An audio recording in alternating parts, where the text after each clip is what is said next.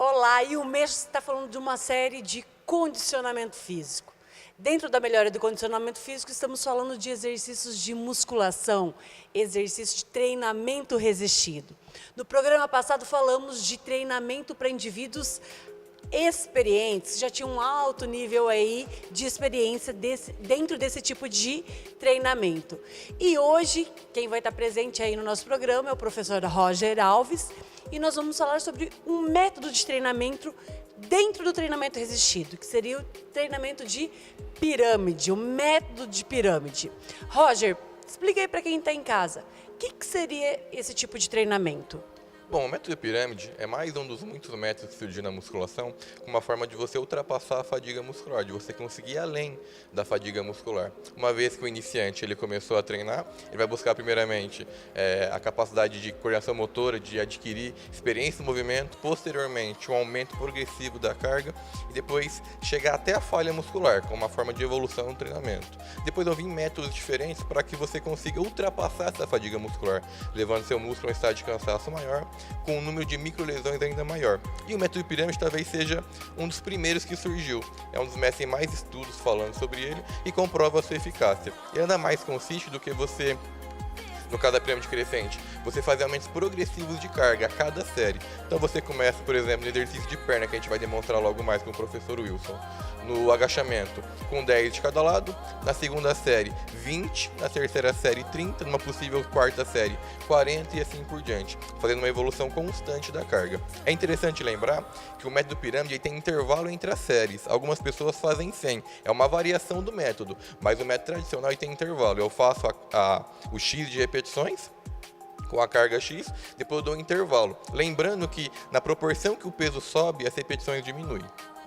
Roger, assim, no programa passado a gente estava falando então para indivíduos experientes, falamos também bastante sobre a questão da hipertrofia muscular. No método pirâmide, ele é bastante utilizado para essa hipertrofia? Sim, é um método indicado para hipertrofia e para o aumento de força. Lembrando que a gente tem variações do método.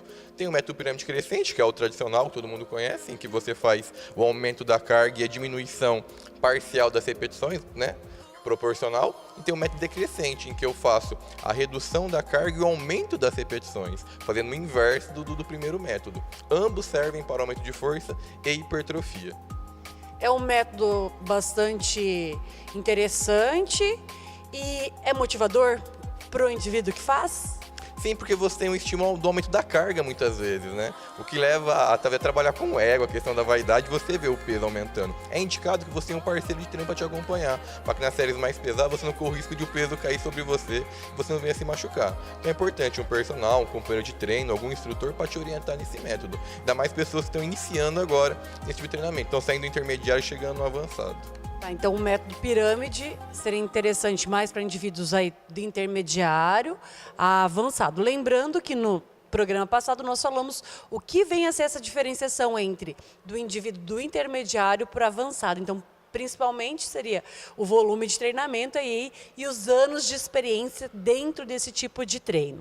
Então agora a proposta vai ser um treino de pirâmide para membros inferiores. Exatamente, um treino de pirâmide crescente, no caso, para membros inferiores. Então vamos lá. O primeiro exercício foi colocar numa determinada carga. Essa carga, ela é embasada, por exemplo, dentro do percentual de repetições máximas? Sim, o ideal é que isso seja trabalhado dentro do percentual de carga. No caso aqui, o professor Wilson vai trabalhar com 150 quilos, o que seria referente para ele a 15 repetições máximas. A segunda série vai ser executada 12 repetições, uma carga equivalente a isso, vai dar mais ou menos 170 quilos. Depois, 10 repetições e a quarta e última série com 8 repetições. Perceba então que conforme a carga aumenta, as repetições diminuem progressivamente, referencialmente ao percentual de carga. É importante lembrar também que o professor Wilson tem uma lesão de joelhos. Então, existem algumas formas de você conseguir trabalhar a intensidade, melhorar a capacidade de gerar força e a contração da musculatura sem ter que subir a carga. Uma vez que pessoas lesionadas têm que trabalhar de forma intensa a musculação, obviamente, mas respeitando a amplitude de seus movimentos e ter um certo cuidado com a questão da sobrecarga. Como seriam essas maneiras? A primeira e talvez a mais eficiente seria você controlar a cadência, ou seja, o tempo de descida e subida do movimento. Quanto mais lento for, maior vai ser a contração da musculatura, maior vai ser a exigência de resistência muscular naquele grupo muscular que está sendo trabalhado. Outras formas eficientes também seriam o concentration peak, que seria você fazer uma concentração de isometria na fase concêntrica do movimento. Ou outro método um pouco mais conhecido agora, que seria o ponto zero, na fase excêntrica do movimento, também respeitando um tempo X, de 3 a 5 segundos de duração. Então seria uma execução mais lenta. Exatamente. Perceba que dá um tempo aí de 3 segundos. Conta até 5 agora, faz o ponto zero, né, na fase excêntrica do movimento, volta, desce devagar, 3 segundos. No final da fase excêntrica, 5 segundos de contração. Gera uma isometria, o que vai aumentar muito a tensão sobre a musculatura-alvo, sem ter necessariamente que subir o peso. É um método extremamente eficiente. Ele vai fazer isso durante o tempo que ele conseguir fazer, o maior número de repetições possível, depois ele vai executar o movimento com um pouco mais de velocidade, procurando prolongar ainda a fadiga muscular. Então, nesse ponto zero, ele faz algumas repetições e depois ele acelera. Exatamente. O maior número de repetições possíveis utilizando o método ponto zero. Então, perceba que a gente fez uma variação. A gente está fazendo uma pirâmide crescente, né, utilizando a progressão de cargas. Está misturando com o ponto zero, um método que vai aumentar a intensidade do treino, procurando também tomar cuidado com a articulação dele. Esse método de ponto zero com a pirâmide fica muito interessante para o professor Wilson, dada a lesão que ele tem.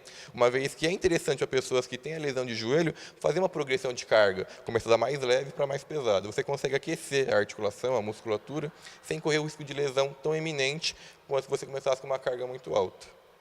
Então, lembrando, esse ponto zero seria mais para indivíduos já treinados. Sim, seriam indicados pessoas mais avançadas. Iniciantes até poderiam fazer, mas o legal seria pessoas mais avançadas, já que exige uma concentração, uma coordenação motora um pouquinho maior. E não tem necessidade desse tipo de treinamento para pessoas que não têm tanta experiência. Exatamente, até porque o objetivo no começo é que você ganhe conhecimento físico, coordenação motora, para depois começar a mudar os métodos. Então, o objetivo é levar a fadiga muscular. Levar a fadiga muscular, total. Roger, quanto tempo de intervalo entre a série? O tempo de intervalo foi de 10 segundos. Nesse tempo a gente aumentou a carga, colocamos mais 20 quilos no total, de 150 para 170. Agora o número de repetições vai cair para 12, dado o aumento da carga. Vamos lá então? Continua com o ponto zero. Sim.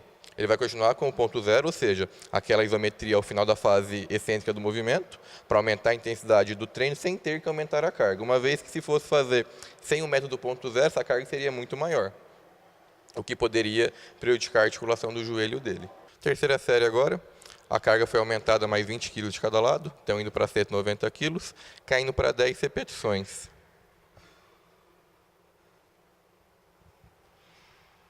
Agora a quarta e última série, com 210 kg, um total de 8 repetições agora, como sendo a última série da pirâmide crescente.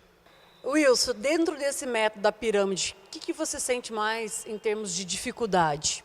Na verdade, o método da pirâmide é um método que até, como o Roger falou, ele auxilia nesse processo de preparação, de aquecimento para cargas mais elevadas. Então, na verdade, é um método até que facilita o treinamento e te motiva em questões de você estar mais preparado para levantar os pesos maiores, né? Como ele falou, no meu caso, que tem uma lesão no joelho já há bastante tempo, ajuda bastante em evitar que você tenha, né, algum eventual dor logo no começo do treino. E como ele acrescentou a questão do ponto zero, aí sim é um fator muito mais intenso, né, complicante, que ajuda a não trabalhar com cargas tão elevadas. Então, o mais difícil mesmo é você ter resistência e controle motor para manter no ponto negativo, né, o período lá de 3, 5 segundos, no qual a gente enfrenta uma queimação, né, uma fadiga muscular muito grande. Então é interessante porque aumenta bastante a intensidade e propicia um treino altamente intenso com cargas não tão elevadas. Então, para nós que já estamos, né, com algumas lesões aí pelo tempo de treinamento, auxilia bastante a manter, né, a performance em alta mesmo com cargas mais leves. Dentro de uma sessão de treinamento, quantos exercícios poderiam ser feitos dentro desse método? Então, na verdade, como o método, que a gente falou, o método pirâmide é um método mais, mais versátil, ele pode ser utilizado em todos os exercícios. E aí vai depender do nível de treinamento, né? Como a gente falou, questões de iniciante, intermediário avançado, né? Pessoas mais preparadas, a gente pode utilizar em todos eles. E o volume de exercícios ou de séries por grupamento muscular pode variar aí em torno de 12, 16, até, como a gente já comentou anteriormente, 25, 40 séries por grupamento muscular, né? Bacana. E no próximo bloco, mais exercício com o professor Wilson. Não saia daí, voltamos já.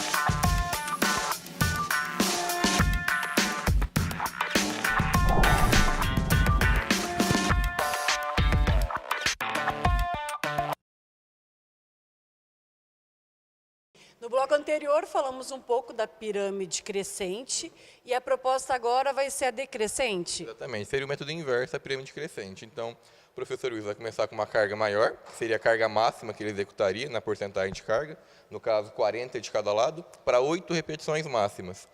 Dando aí 10 segundos de intervalo, como a gente respeitou na pirâmide crescente, vai haver uma redução dessa carga, de 40 para 30, onde ele vai executar 10 repetições máximas. E após isso, uma redução para 20 kg, onde vai executar 12 repetições máximas, e por fim, com 10 de cada lado, 15 repetições máximas, que seria a quarta e última série, dando sempre 10 segundos de intervalo de uma série para outra. Esse seria o método inverso da pirâmide crescente, né, decrescente.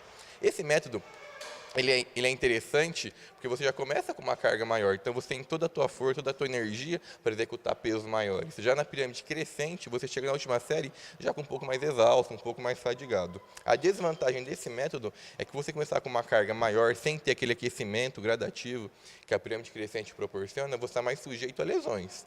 Então, é um método que requer um pouquinho de atenção por parte do praticante e do personal que vai passar o treino, do instrutor, para ver se a pessoa já está apta a fazer tipo de método, se ela não tem um histórico de lesão, se ela já fez algum exercício prévio, como aquecimento, um trabalho de mobilidade, que vai permitir ela executar o exercício, no caso da pirâmide decrescente, sem ter risco de lesão.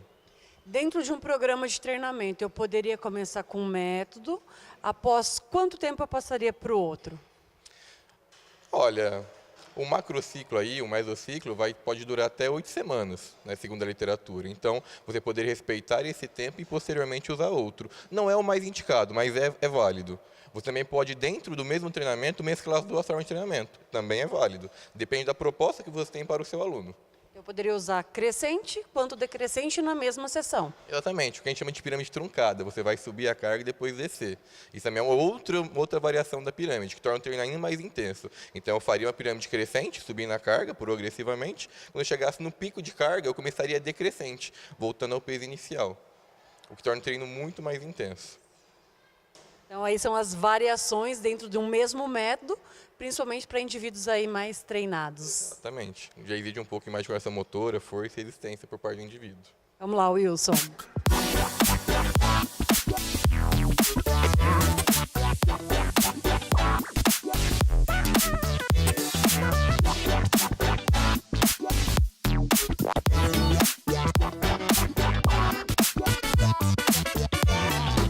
E aí, Wilson, o que você teria aí para comentar na diferença entre os dois métodos?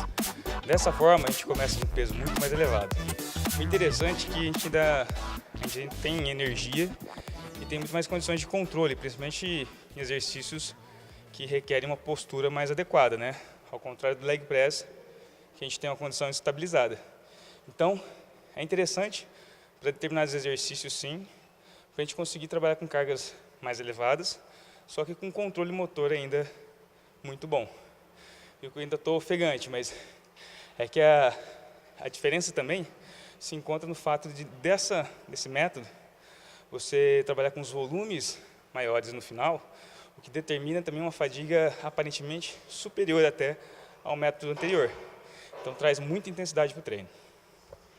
Algum dos dois métodos mais... Qual seria o teu preferido? Bom, enquanto amante da musculação, né, a gente gosta de treinar treinos mais intensos, o decrescente, né, que a gente utilizou agora, ele te dá uma condição de intensidade um pouco maior. Tanto que o Roger disse que é mais interessante para pessoas mais treinadas, né, porque você começa com pesos elevados, É importante fazer um aquecimento prévio muito bem feito, porque você não tem a preparação muscular durante as séries. Você já enfrenta uma carga muito elevada, recrutando muito músculo. Então, em termos de treino intenso, é claro que eu prefiro esse aqui. Mas como estratégia no dia a dia, principalmente para os alunos que estão ainda num patamar não tão treinados ainda, é interessante o método pirâmide, que é muito mais versátil entre todos os perfis, né? Muito bacana, agradecer ao professor Roger, então, a participação aí no programa. E claro que na semana que vem vamos falar mais de métodos de treinamento dentro da musculação. E é claro que você não vai perder. Até lá, mexa-se!